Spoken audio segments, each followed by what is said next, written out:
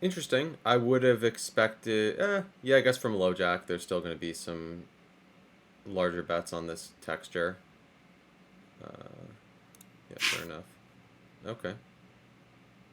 Kind of want to see. Now you guys are going to get to see the true nerd side of me if it hasn't yet been fully revealed. Uh, okay, yeah, that's a decent bit more often than I would have expected, like 30% of the range. I mean, I suppose at this depth, they really just kind of get to leverage. They're like it's. I don't know if I want to call it a full-on nut advantage, but if we look at the equities, yeah, I mean they just have a lot of better hands the whole way through. Even just like sevens, eights, nines, like these mid pairs, getting in a bigger bet against what is going to be, the I can't fold a pair, right? The board is not scary enough, so yeah, that kind of makes sense. Feel free to jump in, anyone with any thoughts at any time, really. Um, okay, low jack button at 60. I would guess that we do a reasonable amount of betting here. I think these are the hardest spots, like the imposition has called and we go heads up. Um, yeah, I would guess no bigger betting. This is like no distinct range advantage. Or no asymmetry at the top end of the range. Like, we just both have trips, uh, a non-negligible portion of the time. Uh, okay. So, if I'm not mistaken, this is the exact board texture where we do a lot of, uh, like, like multiple streets of small betting because imposition is so often unpaired. Uh, Yeah, that feels accurate. I mean, there's a lot of ace highs. There's a lot of like 10-9 of diamonds, queen jack of diamonds, etc. It would seem like eights kind of benefits from continuing to bet. I could see some checking, but I'll go for the small bet again, and I am absolutely mistaken. Um, and this is exactly how I look right now. This. uh, okay, let's see. Now I have to decide, am I wrong that eights even wants to continue betting here? Or no, I think eights can still keep betting.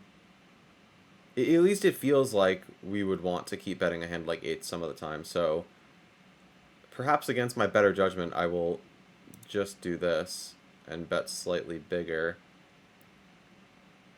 and pray to the gods that I don't embarrass myself once more. Okay, so it does mostly check. Oh, well, that's an interesting card. Um, hmm.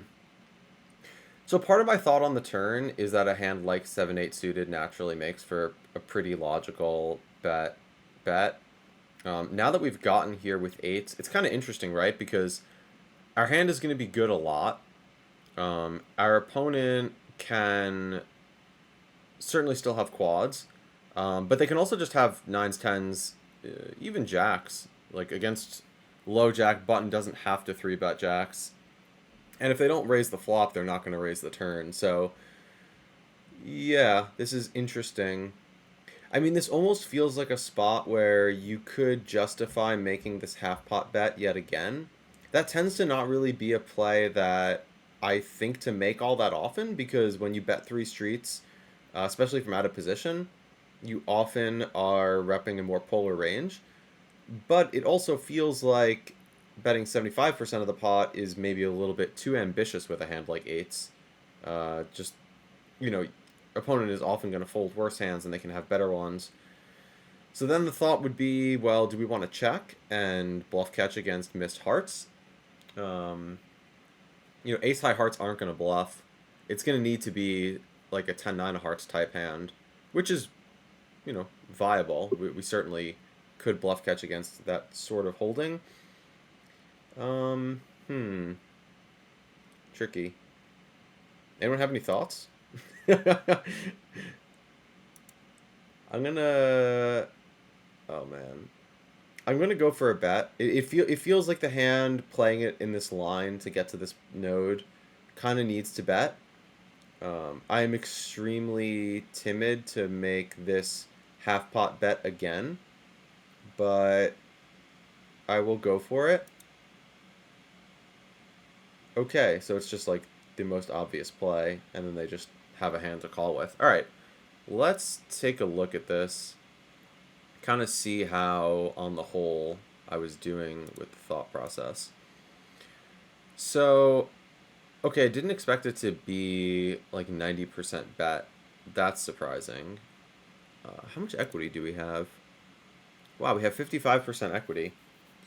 What does that come like? What's the reason there? Is it just that they 3-bet so many King X hands? Huh. That's surprising to me. I mean, fair enough. I know on the Ace X boards it's like quite significant or quite common to have that significant of a betting volume. I didn't quite expect that on King X, but okay, we're here to learn, so that's good. So then on the turn, okay, so it just splits between B50 and check. I am curious if we were to, yeah, let me change this to Ace X. I'm just really curious to see if we have the exact same board, but the ace. Oh, okay, I think sometimes when accessing the post-flop browser through the trainer, this gets a little buggy, so I'm just going to go here to do it. I just want to see whether or not we're going to have a similar strategic manifestation if the board has Ace X as opposed to King X. And let's find out.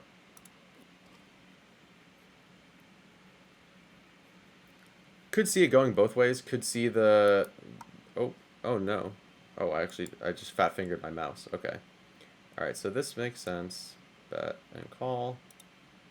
And on the turn...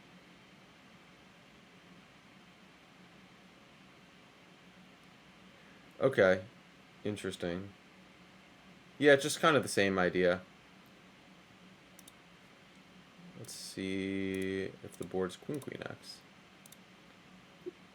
This is what the aggregate reports will be super helpful for as soon as we get those built in, so don't have to manually input everything, kind of just at a glance see. So you can see as the pair on board drops, the betting volume drops for the out of position player, which makes sense. The higher cards are generally going to be better for the opener. Oh, we should check the equity. Okay, pretty much the same. Okay.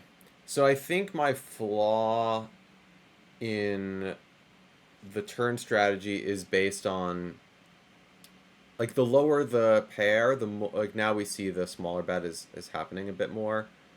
So let's just, not to dwell on this too long, but let's just make it like a much different board. That's probably too low. Let's try 10. 10x. I'm just trying to get like a broad overview of what are the driving factors between the turn bet size being like a smaller kind of, push equity in a non-significant overt way, and when you have to just sort of split off and start to make a more polarized bet on the turn straight away.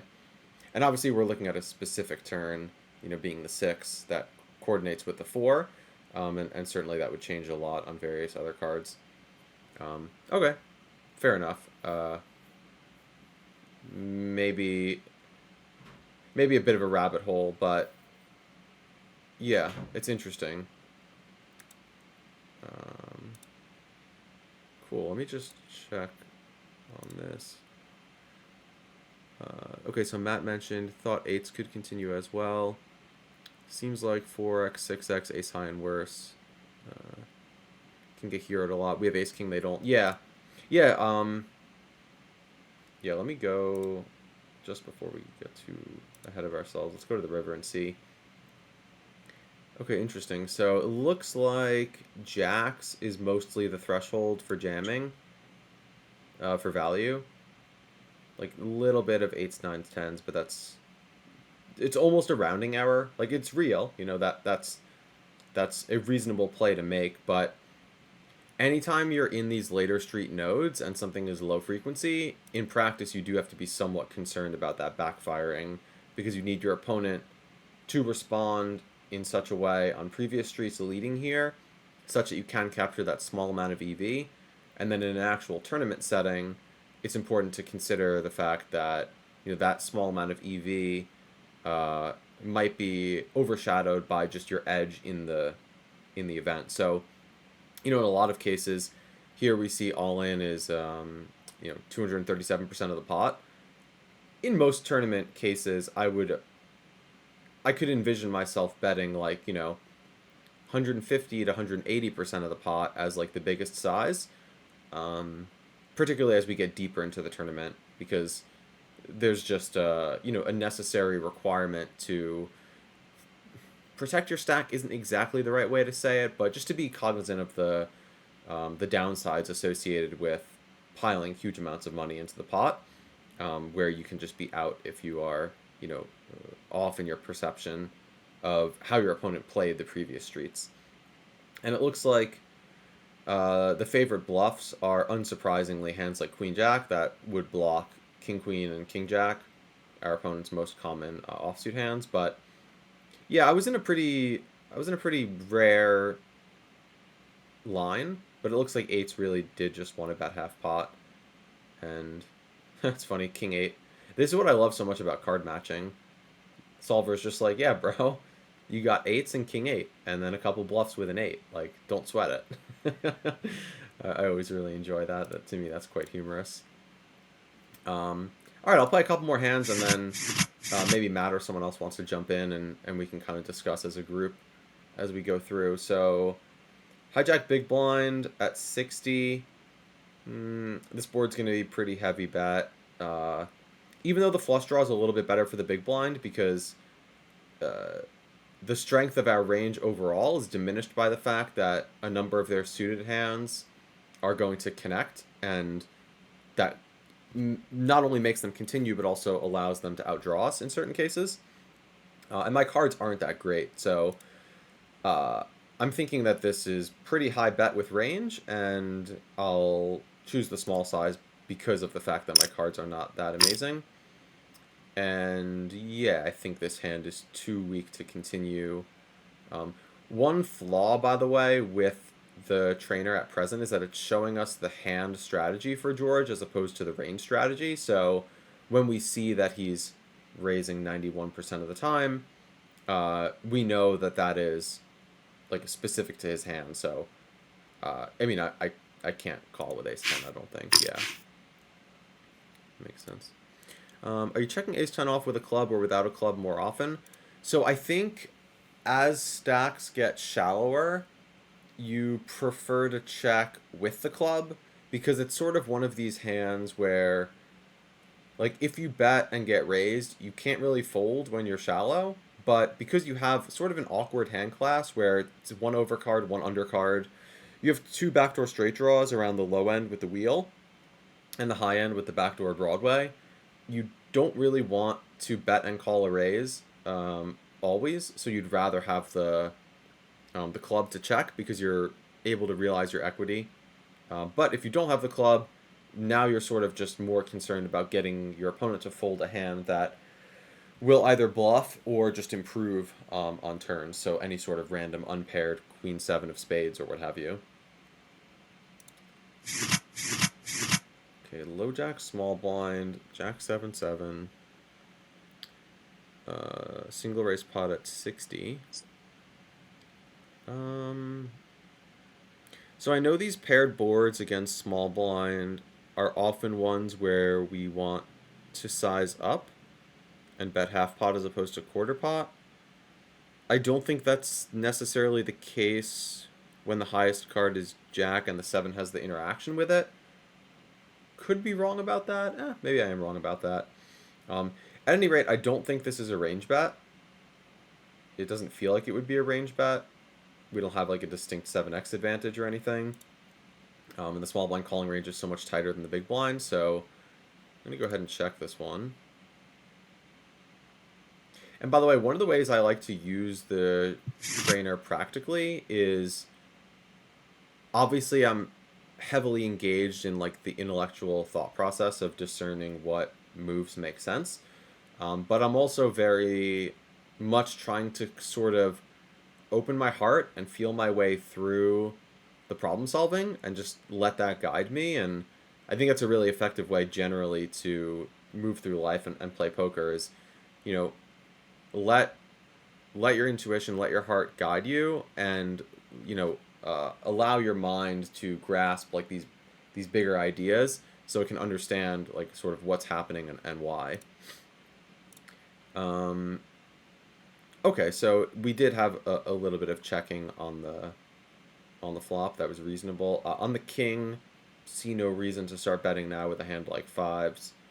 It's certainly too strong to bluff with, and we don't like you're often balancing between like the desire to have protection against your opponent's unpaired hands with a small pair like this versus the possibility of them either trapping or check raise bluffing, or just having a hand like Jack 10 or whatever.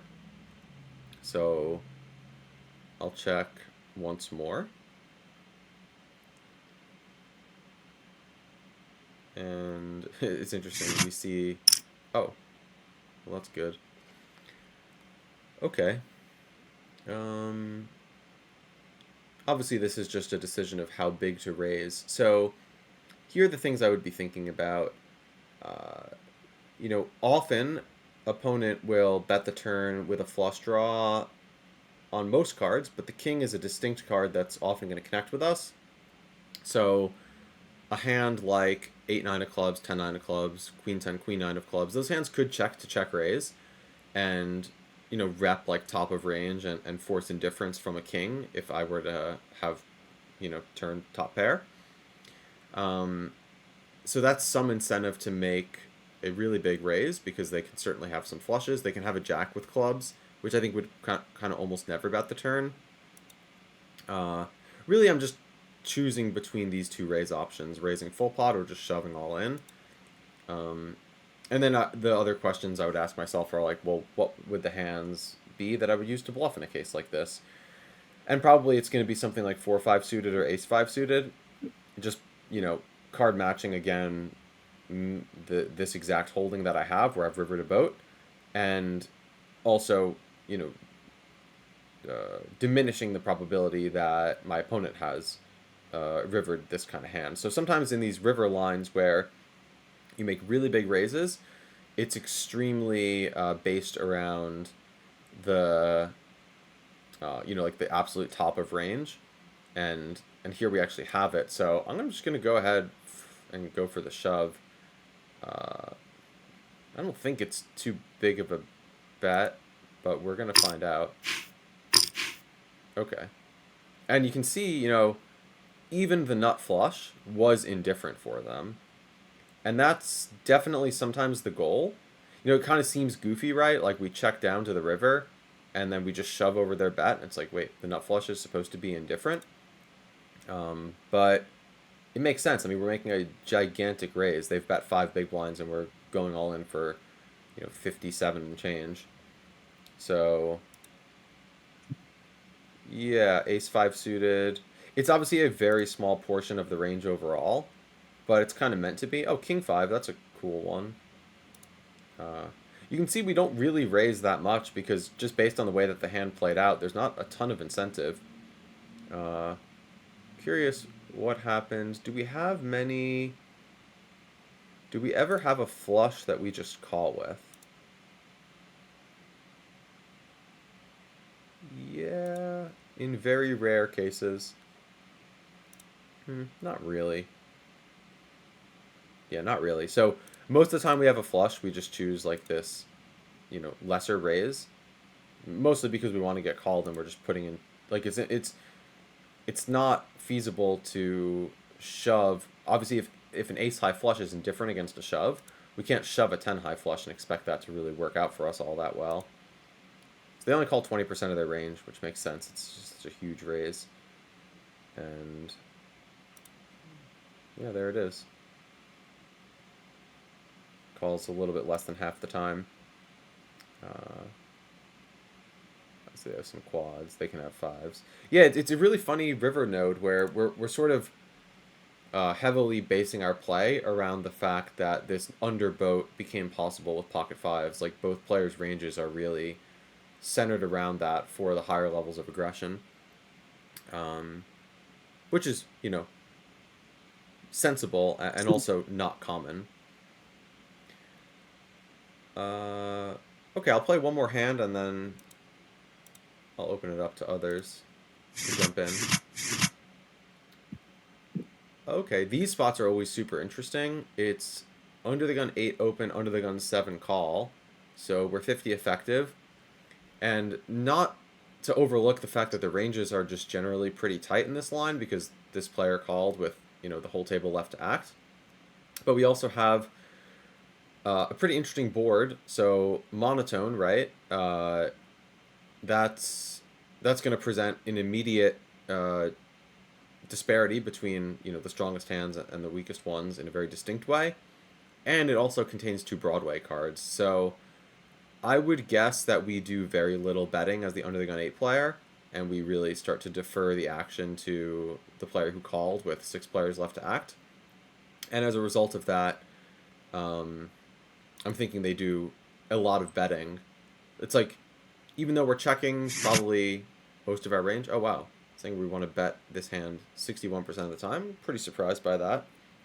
Sometimes hands like this start to just bluff right away.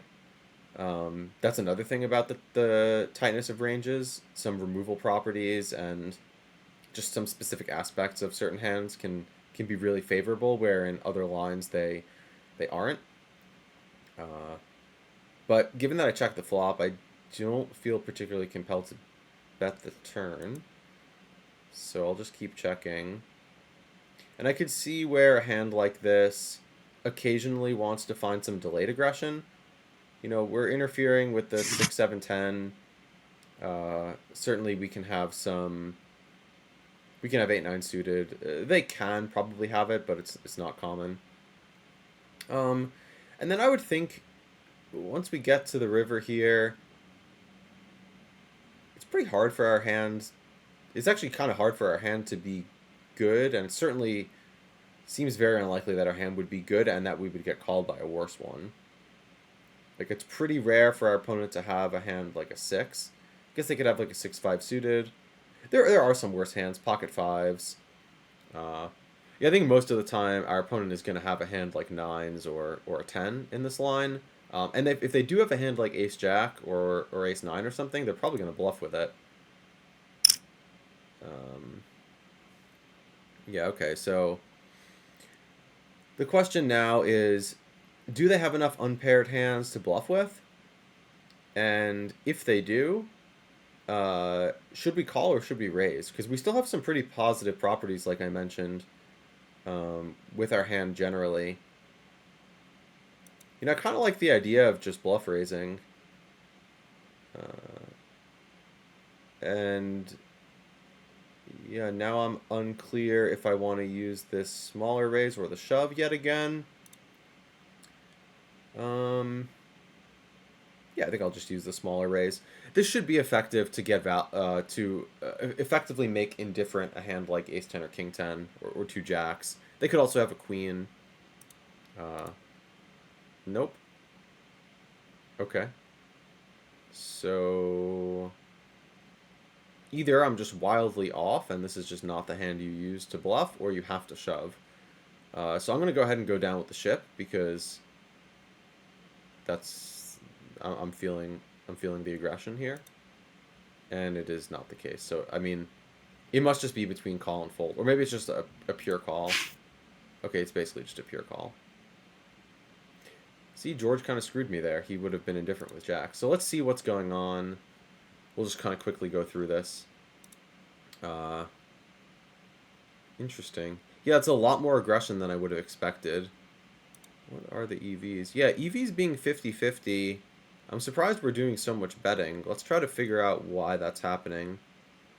So we have a flush 7% of the time. Okay, they only have a flush 5%. What are the EVs? Yeah, EVs being 50-50. I'm surprised we're doing so much betting. Let's try to figure out why that's happening. So we have a flush 7% of the time. Okay, they only have a flush 5%. I mean, it's pretty competitive ranges. Yeah, that's kind of surprising. I don't doubt that this is correct at all. It's just not what I would be used to seeing or how I'd be used to playing. And it's interesting, it's not uncommon that in these lines where one player has called in position against another, when you get these higher card boards that you see larger bets because it's just more interactive with the range overall. You obviously get a lot less folds when the rank of the cards on the board are uh, hitting both players' ranges. But I would have thought that on a monotone board, that holds a little bit less true. But here we're seeing that that's not really the case. So that's the beauty of training like this. You really always you always find things to learn. One cool thing that I've always kind of found to be somewhat intuitive is these hands that have paired the bottom card, so bottom pair with no kicker, are really some of the favorites for aggression, and it makes a lot of sense. You block bottom set, you also card match bottom set, and they don't really do a particularly good job of standing up to aggression, so that's always a good reminder. In tight range spots, this also holds true when you're check raising from the big blind when you're deeper stacked.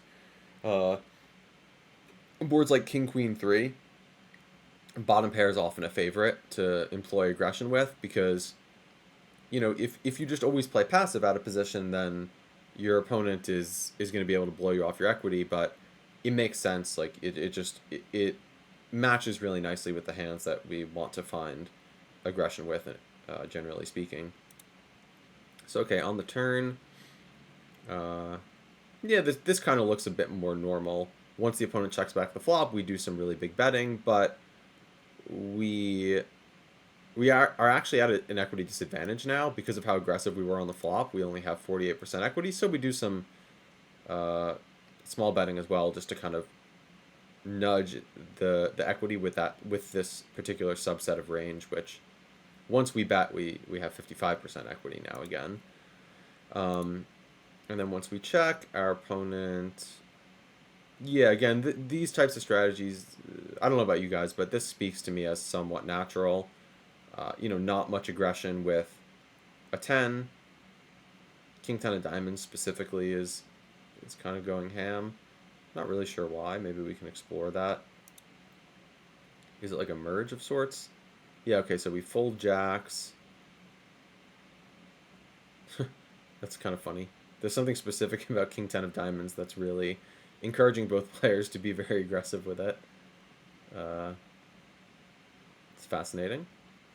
I'm not sure I exactly know what the reason for that is.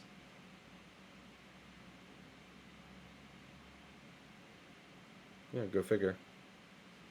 At any rate, so we went check in game, and the river was a 7. And yeah, it looks like our minimum hand to bet is going to be Jack 10, which makes sense. It's a 10 that blocks jacks, which is a hand that's commonly in the opponent's range in this line. And then once we check and they bet half pot, this is really what I wanted to see. Okay, so I was incorrect. It's actually quite interesting that we got 2 hands in a row that have this 3 flush nature to them. And I was incorrect here, where I sort of got it right the other time, that this smaller raise, it's not really that much of a play. Like, you see it showing up across the grid, but if we look over here at the global frequencies, it's pretty negligible. And you mostly just want to shove, because when we shove, our range is just really strong stuff, right? Boats, quads, trips, queen 10. That's pretty interesting. Okay, that's the one that raises a lesser size. But yeah, it's really just like the big hands, and 8s is just a little bit too strong, whereas 6s goes for it. So in practical terms, I'm pretty okay with my play. Let's see, actually, so I did take this option, and jacks would have been indifferent. Queens indifferent. Like most of the hands that I would have expected to be indifferent are. it's just a little bit too strong to want to make that play. So yeah, fair enough. I think Queen 10's raising for value, because it's choosing the non all in size, right? So once we raise, yeah, I don't think opponent doesn't have kings or aces, and they never fold a flush, obviously. So yeah, it's just value against jacks, queen jack, a little bit of king queen, occasional ace queen. Yeah. Um. Yeah, the bottom pair aggression heuristic is indeed a good one. I've taken that to glory on many occasions. It's really nice when you're deep stack too, um, particularly check raising from the big blind.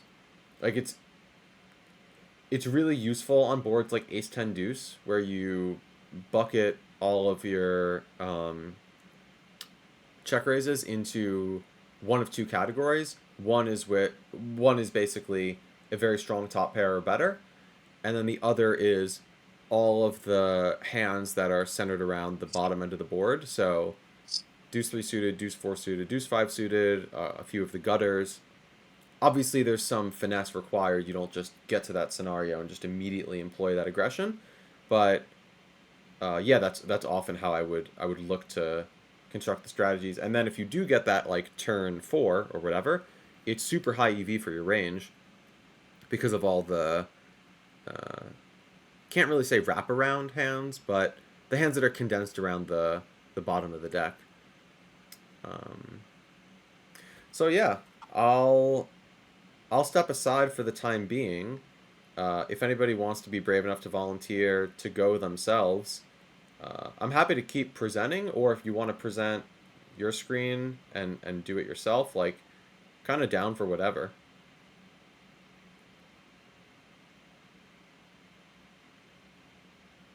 Don't be shy. I'll volunteer, but can we do it on your screen? Yeah. I don't have it pulled up. Yeah, absolutely. Is it possible? Can we look at Ace 8-5 Rainbow? Because I was looking at this spot the other day and it's kind of counterintuitive. Sure. What depth? Um, like 40 or 50. Okay. And what positions?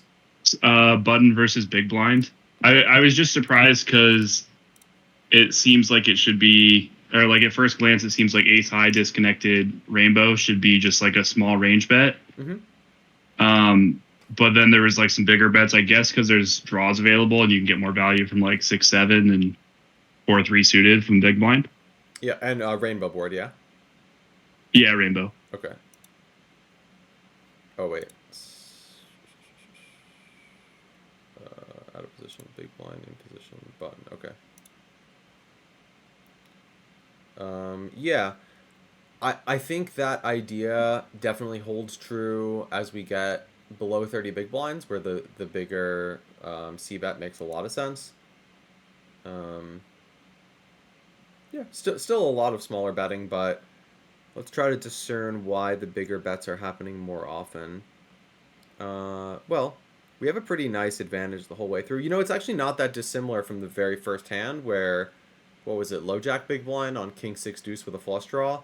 And we saw kind of a similar global strategy where most of the time the smaller bet happens, but even these hands like 9s, 10s, we're seeing it a little bit with an 8, obviously with a lot of the strong ace-x, and then some of these cool bluffs that get filtered in. Opponent never folds a pair, right? So when you have a 60% equity and you're in position, it's not so bad. Or actually, they do fold a pair sometimes. Yeah, the pairs with the weak kickers look to be already indifferent, which I really wouldn't have expected against the button range, but I guess that's partially why it's effective. Did you have any specific questions or thoughts, or just generally wanted to take a look at it? Yeah, I was just curious what your thoughts on the spot were, because I found it pretty counterintuitive when it came up. Yeah. Because I look at that board and I pretty much just would like autopilot like B25 every time.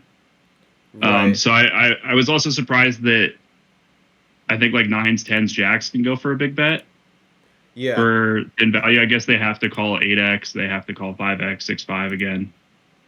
Yeah, no, it's definitely effective in that sense. We also just hardly get raised. I think a lot of times when we are more cautious with sort of marginal pairs in the line where we've c-bet are ones where we don't really want to get blown off the equity or put in these awkward scenarios. Whereas here, how often is the opponent raising? What is this, like 8% against the bet? So it's pretty uncommon. We can see if they do raise.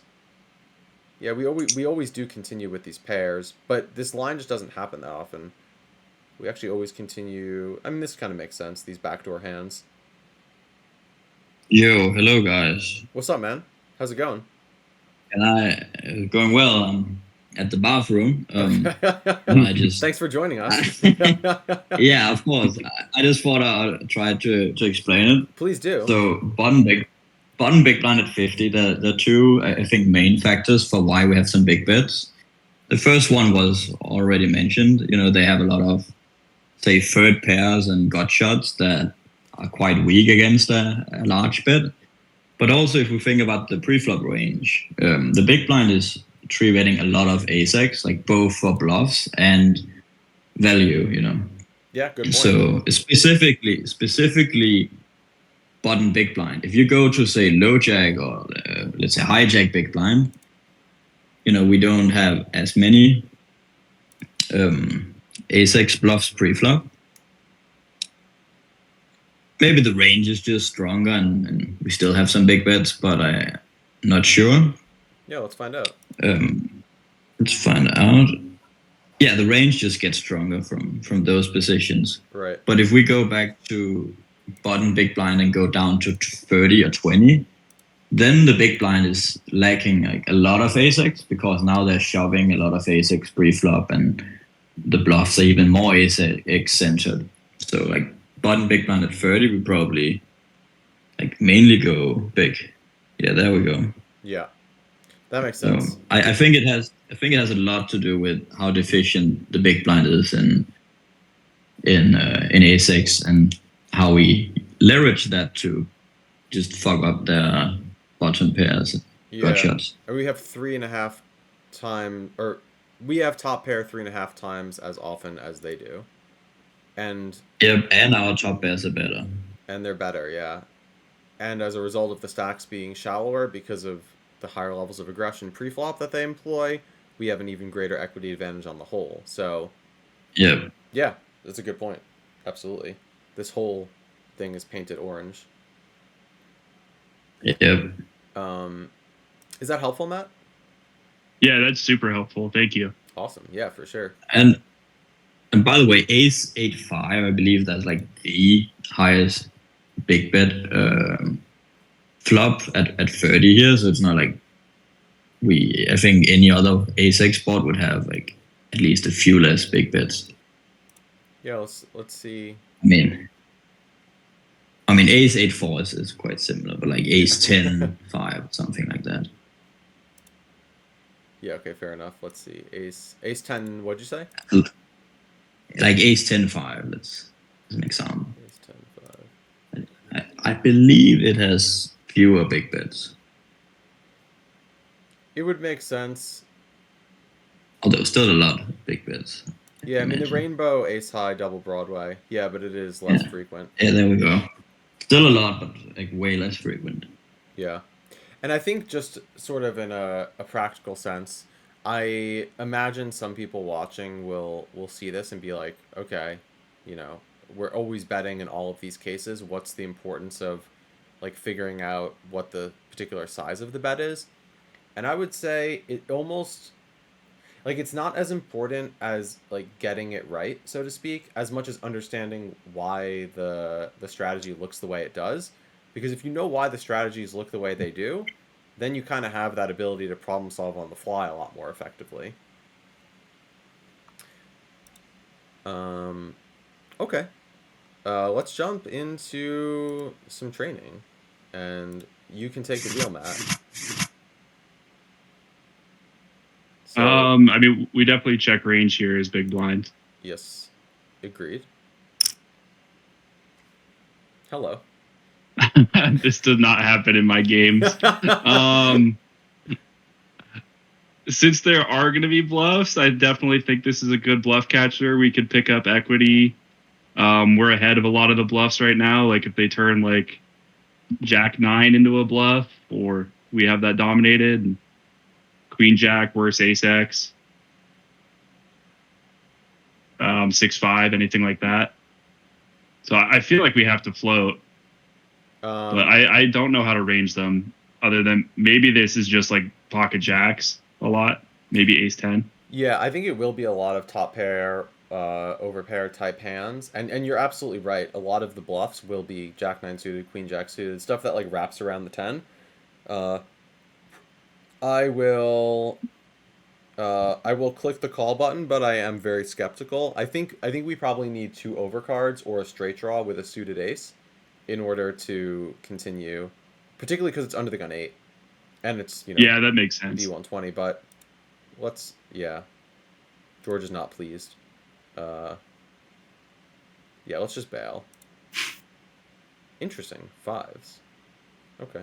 I mean, fair enough. Fives is pretty strong on this board. Let's take a look and see like what are the types of hands that they want to do this with. Yeah. I mean, I think you got the range mostly right. Yeah, there's the overpairs, the strong top pairs, the stuff that wraps around. The wraparound stuff is kind of on the lower end. Where this is Jack 9 suited type hands. Should be somewhere in here, right? Yeah. But definitely, nearly a range bet for them. Fives is interesting. Is fives... Are we meant to... Yeah, okay, that's quite funny.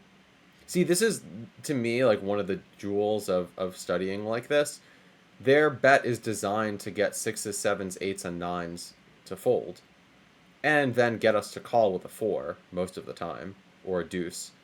And really clear out a lot of equity from, all these unpaired hands that have pretty reasonable playability.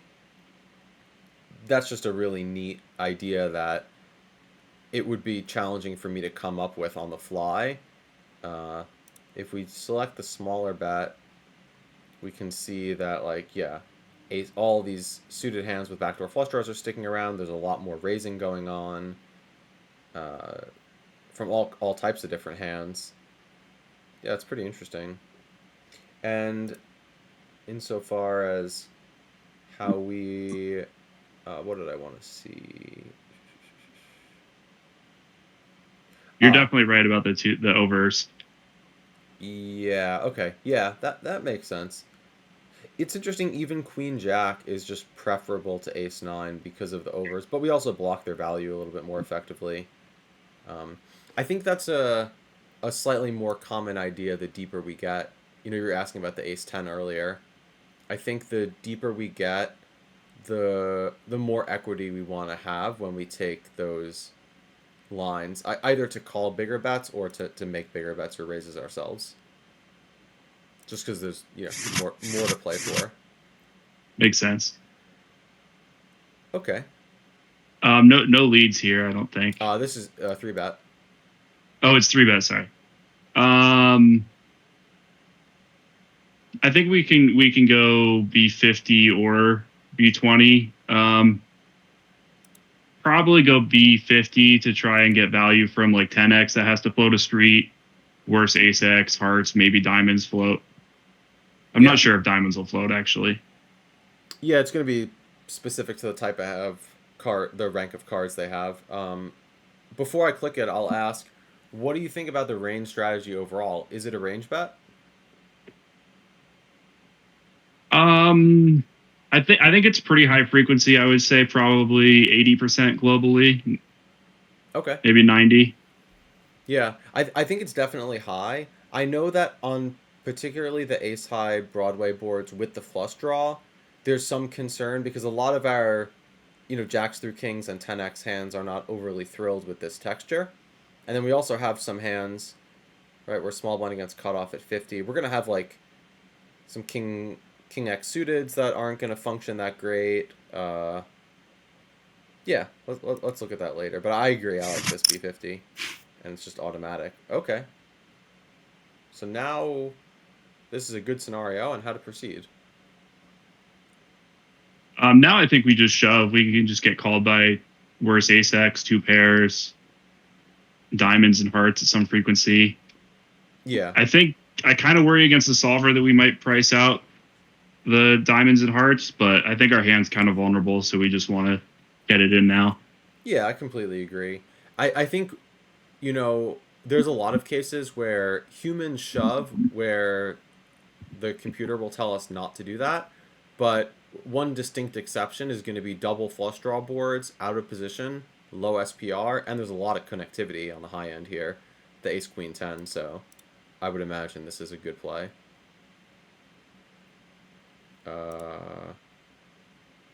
Okay, it is bugging out, which is not ideal. Let's go to the post-flop sim and just kind of see what's happening here.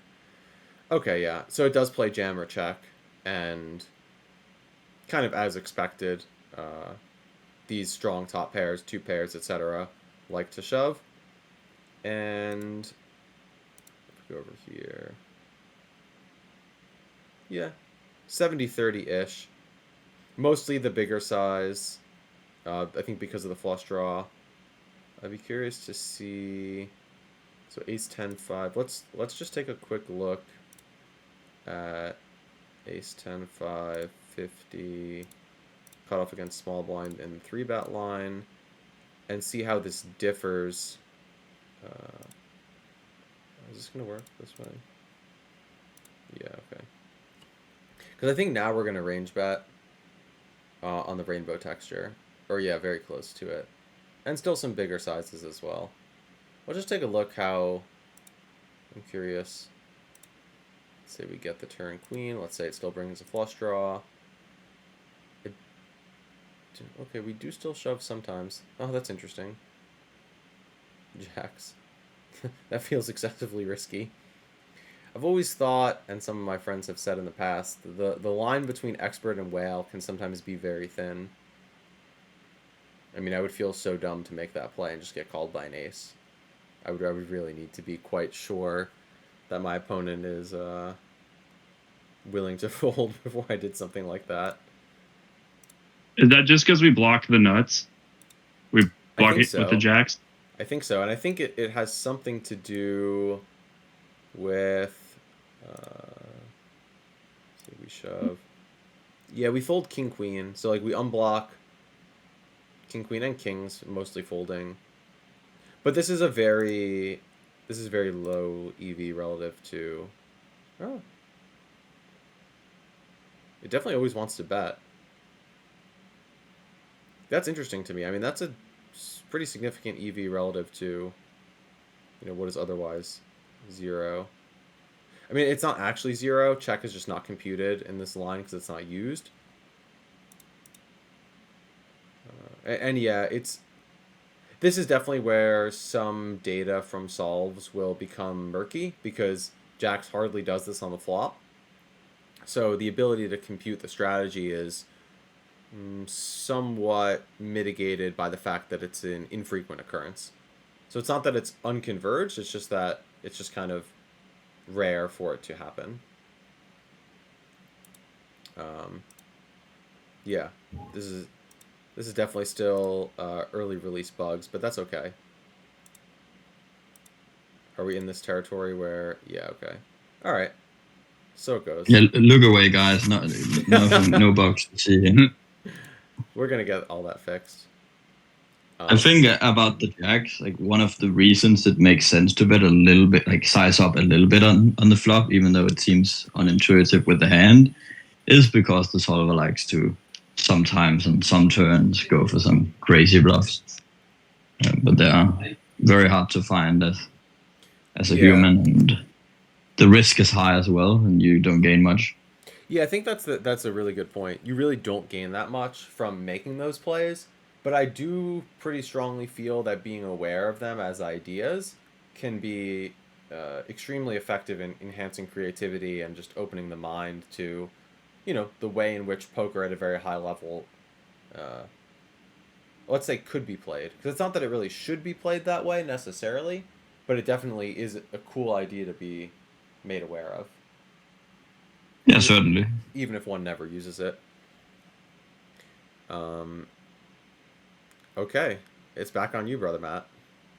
I would definitely check. I don't think we lead here.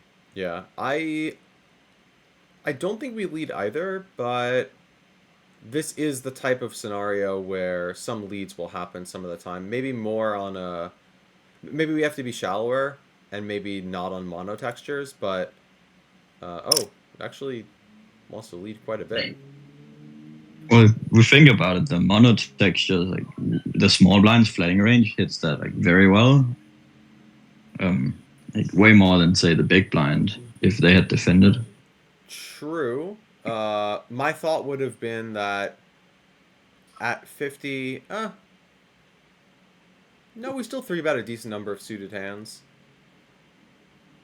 Right, but we have like king 5 suited, queen 7 suited, ace 2 suited. Yeah, but we don't have. Do we have queen 7? Yeah, I suppose so. Queen 7, queen 8, something like that. Yeah. Yeah, fair enough. I mean, we'll see. At any rate, now the decision between call and raise is on the table. Yeah. Also, this stack depth are a lot of our pre-flop 3-bets are going to be the off-suited broadways and stuff. So we cut out some of those. We do. Yeah. These spots are always tricky, right? Because there's so many competing factors. It's like, well, we 3-bet a lot of suited hands, or some suited hands, and some offsuit hands. So maybe it's like somewhat of a wash. We definitely have a tighter range, but we are out of position. I think you're right that like for our bluff, like it's mostly coming from the offsuited hands, which further increases how many suited hands we have when we just call pre-flop. That is true. That is definitely true. But I think I would just flat here and then probably fast play some of the lower flushes. Yeah, that seems pretty reasonable.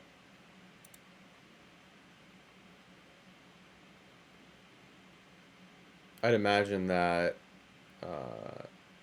we probably do want to play somewhat aggressively when we do have the ace of clubs on the flop. So sometimes we raise, which seen here, yeah, but okay.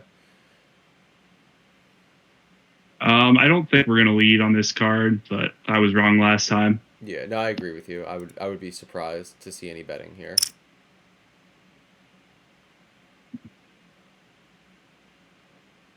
This is a tough spot because I think in real life I would just always raise here. Like they're showing strength and they're going to call, and I don't want to. I want to like take back the initiative. But versus the computer, I think I would call and let them triple off like King of Clubs X. Yeah, that would always be my concern actually about raising in practice. Like it seems like such a natural spot for button to be aggressive with hands that are drawing dead. Yeah, I mean, let's see. I'm with you. Like I like the call line, but I'm curious to see if it would want to do any raising. Okay, so not in that particular line. And then I'm still not leading. I want to give them a chance to bluff. Yeah, same boat.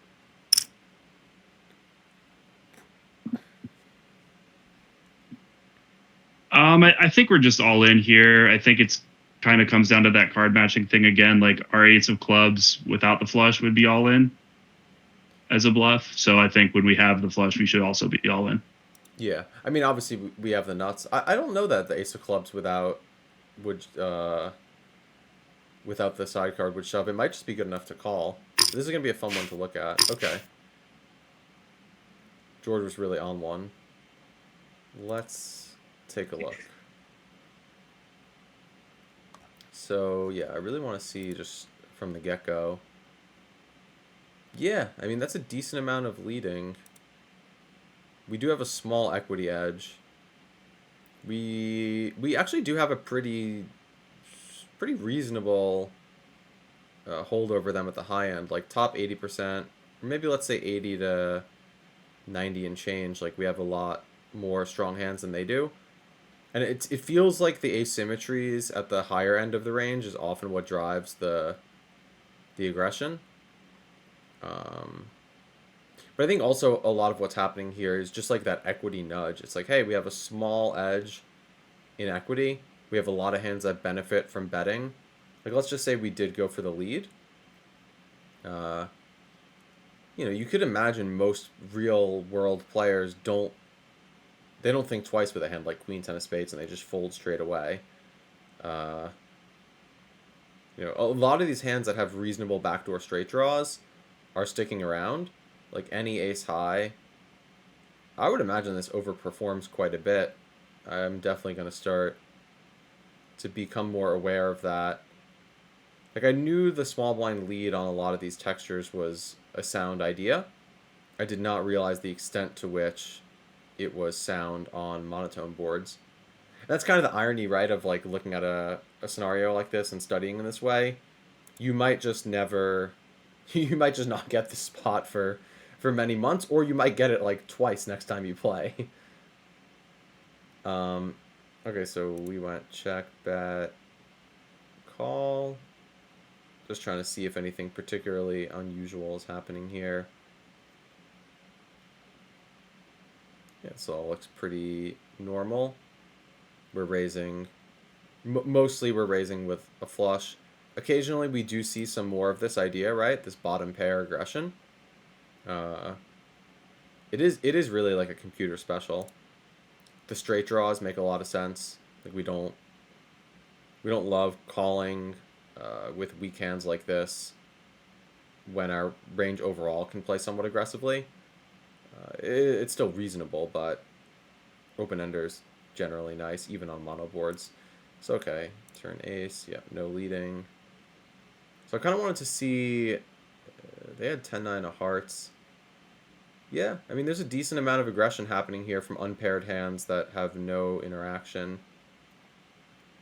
This is more so where I thought the aggression would come from. It's the unpaired hands with club, and it looks like those are also very common. I thought they would want a straight draw more often. It looks like they do, but, hands like this, they bet. Yeah, monotone boards are very tricky. The way that the computer is able to kind of bob and weave throughout the matrix of these juxtaposed ranges with, hands like check calling with king 10 with no club on the flop. I mean, I'll just be honest, like, that's not a play I would really have made. I don't know, Matt, Johan, you guys check call king 10 no club here? Like, that's not a... Like, I'm not. Yeah, I mean, king queen makes more sense to me, the two overs, but I would have certainly missed that idea. Not king 10. I'm not gonna lie about that one. Yeah. Yeah, I mean, I guess just like there are no equity bluffs on the turn, getting us to fold these pairs with no backup is pretty useful. When we didn't check raise these hands, even though these hands are somewhat interfering with them, getting us to fold a jack is pretty nice. That's interesting. Even an ace, it's so bizarre. Sometimes is folding. That seems very odd, but yeah, I guess they're repping a polar range. But it's a very specific ace, right? It's ace 8. Yeah. And that really hits the offsuit, opening range from the bottom. Right, and it interferes with a lot of these middle card bluffs that they seem to prefer having the 8 with. Yeah. Probably because there must be some function where we have 8s less often than we have 7s, 6s, 5s, so they're just pulling from the hands that unblock maximally.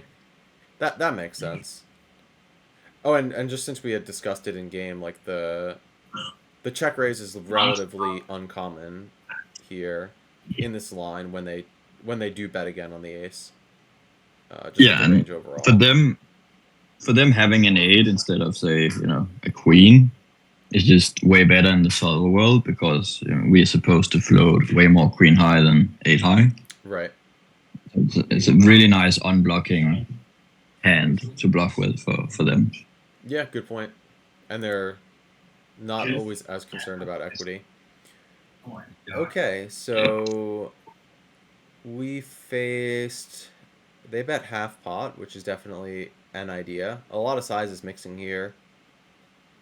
Some kamikaze bluffs, or oh no, it's gonna be these one club hands mostly for the all in.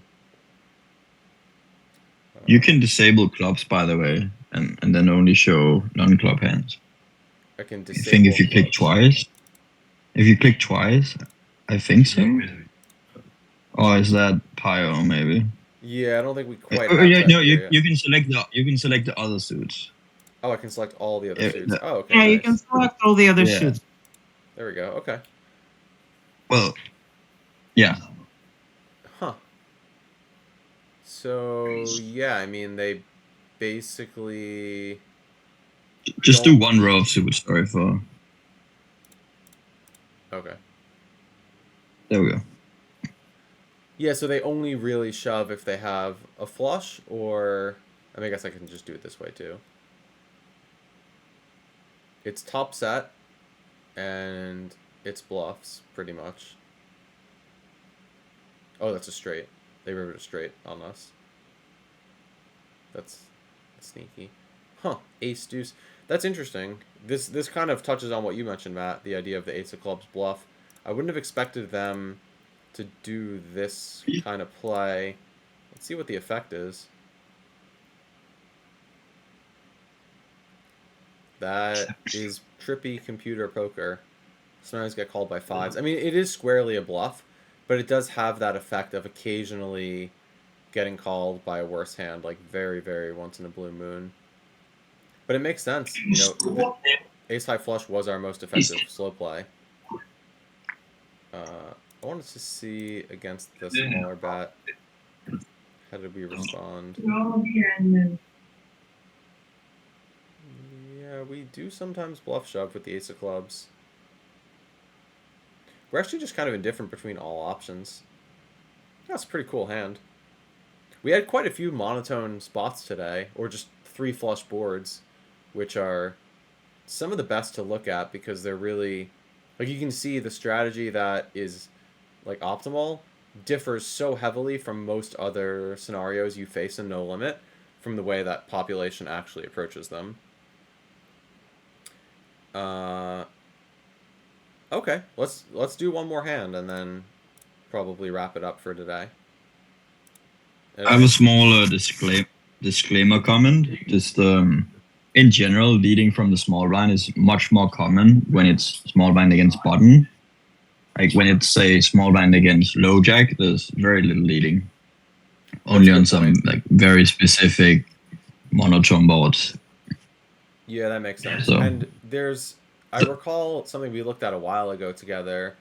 Leading on monotone boards from the big blind is even less common, and I think only really happens when the cards are of a higher rank to where you diminish the likelihood of the opener having a flush. Is that accurate? I believe so, yeah. And in general, leading flush like monotone balls from the big blind is very rare. And from the small blind, it's much more common. Yeah. And it makes sense that you would just want to be against a wider range overall, encouraging more aggression. Yeah. Because you're just going to have more equity against the wider range. Yep. Okay, brother Matt, we are going to need you to take us to the promised land. I would mostly check this because I feel like the ranges run really close. Like This is 3-bet low as jack well. versus early. Oh shit! We Sorry. need to Okay, then change I would this UI definitely to check. make it, to make it easier to see. Or add chips here to show. I'm definitely not folding. I don't really see any merit in raising, so I'll just call. Cool. Yeah, I'm in the same boat. It feels like 8 should just always call. Oh wow, that's more raising than I would have guessed. Then this feels like a blank, so not leading. Yep. Checks out.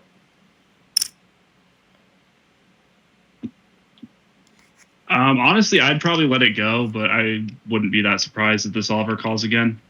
Yeah. But their range is really strong from the low jack 3-betting early position, so. Yeah, these spots are super tough. I've trained them a bit in the past. I don't really have any particularly useful insights to add beyond what you said. I could see that, like, I think it'll call. Want to try to guess the global frequencies? The global frequency of calling, I don't know, maybe like 40%. I feel like we still have like some like Jack X that doesn't want to raise. Maybe like aces or kings would just call again with the SBR so low at some Yeah. frequency. I feel like we don't have kings because we probably pure four bet pre. Yeah, that's Or true. actually at 40, we probably pure four bet aces as well. Yeah, okay. So maybe it's lower. Maybe it's like 25 or 30% call then. And yeah, I mean, I guess we do have sevens and jacks. And then maybe a little bit of like ace jack that wants to raise at some frequency. So I would say like 8% raise. Yeah. I mean, just historically Maybe knowing these lower. spots, I could see. I'm imagining the solver is going to play way more aggressive, and I'm going to guess that a hand like eights probably mostly continues. I'm going to guess call somewhere in the 60 to 80% region. Yeah, so it's just telling us can't fold. So it's probably just pure call. I don't think it'll raise. That would surprise me. It feels like, wow, it actually does just shove sometimes. I mean, George is a lunatic, but he's getting the job done. He's taking our money. I mean, yeah, we're But yeah, really, definitely just checking. yeah, we're in the weeds here. I do wonder. I'm pretty sure on these flush completing cards that are like overs, sometimes you do like check call, lead shove, and this is the type of hand that you could use as a bluff. I don't think this is that kind of case though.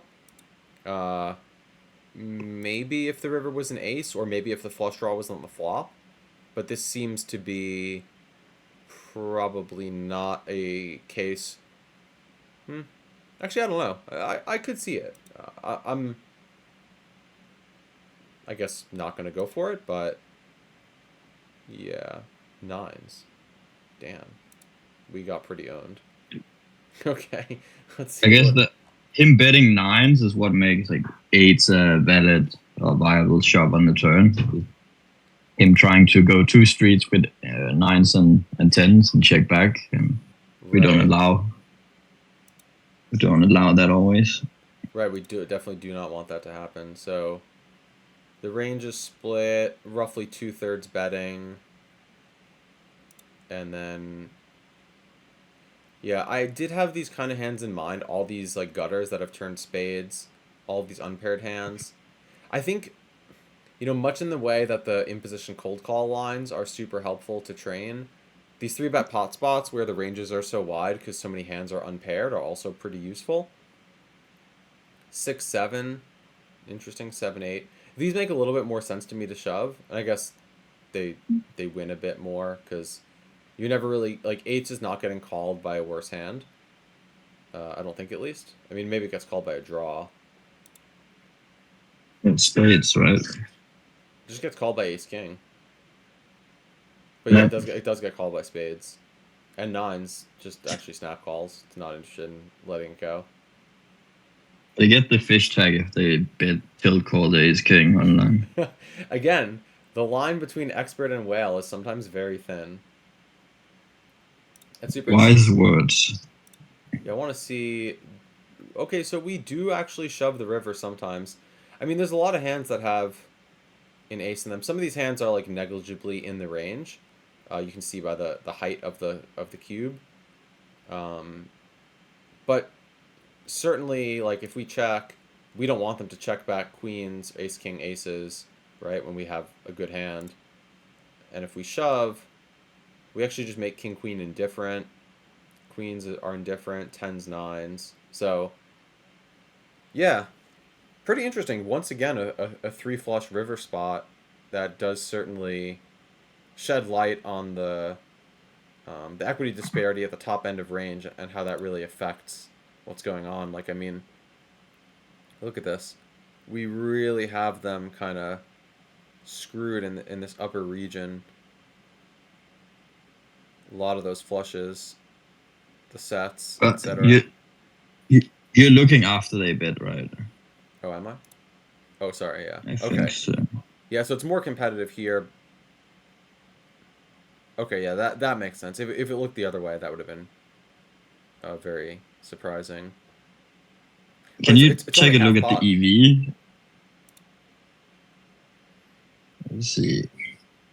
We like yeah, we have very few hands that have like medium equity. Yeah. Yeah, pretty interesting. Compared to him, that is. Like that also allows us to lead the river more when we have a bunch of hands that we just consider like dead weight. We don't care about them anymore because they never win at showdown anyways. Right, and you don't have to So worry about like protecting your range as much when you do check. yeah, because there's not a lot to protect. Right. Yeah, interesting stuff. Uh, wow, that was super fun. I really enjoy these training sessions.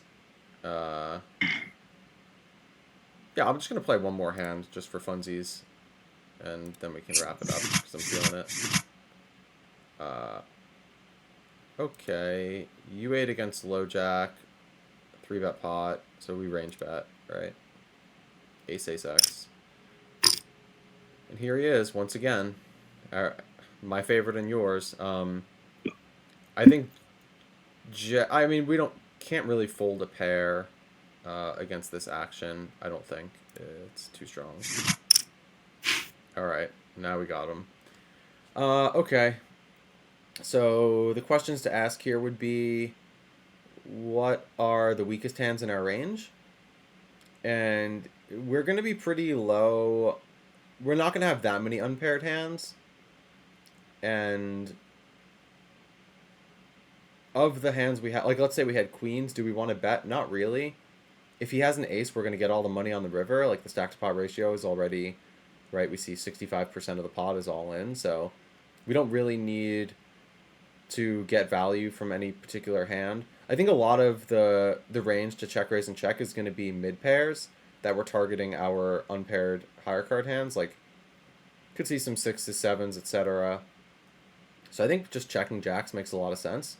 When he's behind, he's drawing dead, and or often drawing dead, and if he has an ace, we're just going to get the rest of the money anyway. So this feels like a natural play. Okay. And this just kind of speaks to the nuance of computer poker. The small bet at this stack depth is only 2/3 pot left, but not going all in. Obviously, we're shoving with jacks. And we are once again getting screwed by George. Okay. Nice hand, my friend. Let's see if we had the right ideas. Yeah, Arturis asked about B10 on the turn. That could be an idea. Could see how that would be useful. So okay, sorry. So range check, and then it's on us. Interesting. I definitely jumped the gun on the flop, thinking that just the presence of the ace is strong enough that we always want to bet. This is somewhat surprising to me. Huh. I mean, anyone else? Johan, Matt, you guys surprised that it's not a range bet on the ace high, the ace high paired board? I have the right to remain silent, Chewy. Yeah. I'm surprised. Yeah, it's okay. I'll make myself look like an idiot here. So this is not something I'm surprised to see personally. On these boards where you're really kind of up against it. Like let's just go back to the flop before anything happens. The low jack's equity is 67%, right? So that's really significant. Out of position is really kind of handcuffed here. And in some sense, that's probably why there's not as much aggression, is you just almost don't need to. Like, look at all these aces. They're just being coy, playing passively. Because there's certain hands like kings, queens, these mid pairs. We really don't want to get check raised with these. I think I underestimated the effects there. And it could well be a case where if we offered a smaller C bet, like 10%, then it would range bet. But given that, we have such a strong range and we are betting 20% in this particular model when we do bet, our opponent is pretty much always continuing with a raise because of the fact that our range is so tight and they just don't really, like, even tens, it's pretty much just always wants to bail. They have a single nine. It's just way too much of an uphill battle. In most cases, at least, this king nine is raising a little bit. Occasionally, there's some slow playing. Like, we spoke about aces. Similar note, if they do have aces, they're just going for the smaller raise. But these small pairs make sense. You just occasionally attack, and then once we get raised, yeah, we don't fold. Okay, we don't fold a pair that's higher than a 9. And we do some floating with queen jack suited. That makes sense, right? Opponent doesn't have ace king. They shove that pre. So if most of their value is going to be ace queen or ace jack. So yeah, we just always call. And then the turn, they slow down a lot because it's concerning that their check raise got called on this board, and these hands are pretty weak. So occasionally they can try to bluff out a stronger pair, but mostly not. Also the jack, right? It connects with the only unpaired hands we called with. So as the caller, do we ever have unpaired hands? Yeah, queen 10 suited is the only one. So yeah, there's a lot of desire to play passively, and then of course the river. They actually mostly use the non-all-in bet. I guess it's effective enough at accomplishing, yeah, just making a jack or kings indifferent. Queens is happier than kings for some specific purpose. Let's see if we can try to discern what that reason is. Oh, they bet with queens. They just have it in this line. Yeah, so this is where things can get a little bit shaky because it's so specific. But generally, still a lot to be gained from exploring this kind of unique line. Obviously, we shove jacks. Well, queens block ace queen, right? But that Queens they do have block ace more. Yeah. They don't have ace king, so. They don't have ace king. It's true. And to me, this is like a really useful thing to see that, a lot of times, it's always been a pet peeve of mine in poker where I play a hand, and Johan has certainly been on the receiving end of my complaints about this, where it's easy to say it's a cooler, but in reality, was it a cooler, or, did you just stick around too long in a spot that wasn't good? And in this case, this is, pure theory, right? This is as theoretical as it gets. Once you get to the river, you bet a third pot, and you basically get min-raised all in. You're indifferent with a hand that is three of a kind aces, with a kicker that won't play against your opponent's value range. So, most players are not going to bluff you ever in this case. Most players will not shove queens, queen jack, queen 10. None of that stuff's going to happen. They're only going to have like amazing holdings. So does that mean you should always fold without a second thought? No, of course not. But it just kind of speaks to the importance of really being open to exactly what your opponent is thinking, feeling, perceiving in that particular moment, and what it is that that can tell you and inform to you about what you should do with a hand that is objectively very strong, like an ace, but that ultimately just becomes a bluff catcher when you face that last raise. So, yeah, good stuff. Anybody have any questions? This was a pretty good session. I like the flow of this, like group training. It feels like it's the most effective way to get a lot of ideas out on the table and let the spontaneity of the training session really drive the discussion. This was awesome. Thank you for letting me participate. Yeah, absolutely. It's always appreciated, man. I know you've been really supportive since the beginning, and you're always here, so it's my absolute pleasure. Arturus asked where to find recordings. We're going to get this up on the YouTube channel. The last 2 weeks I had recorded the footage, but I did so from my home PC, and the sound quality wasn't great, so it might be salvageable, But most definitely this particular session will be available because I'm in a better recording environment, and hopefully soon, I don't know, a couple days on the YouTube channel. Thanks so much, Ruth. Much appreciated. Enjoy your trip. All right. Thanks so much, everyone. I'll see you again in a week, and probably later this week I'll have a session impromptu. I'm not sure exactly when, but I want to start doing more just sessions about mindset and sort of intangibles within poker, performance stuff, preparation, how to just kind of, deal with the swings and all the stuff that comes along with, playing strategically sound poker.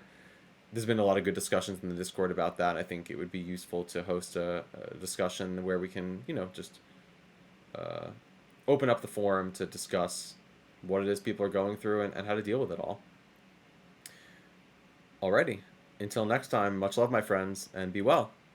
Bye-bye.